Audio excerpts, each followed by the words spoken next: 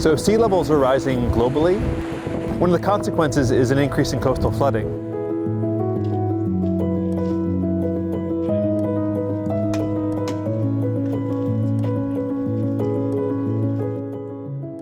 We know that conditions can change house to house, neighborhood to neighborhood, and the network we currently have is not adequate for observing that process.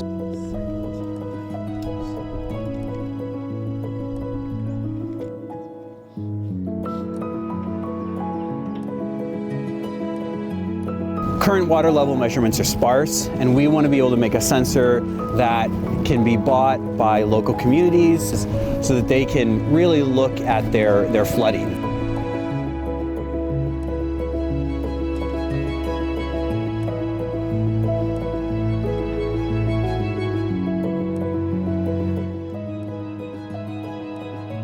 So that's the information we need, both as scientists to understand the process of coastal flooding, but also managers, practitioners, towns and cities need that to know how to adapt.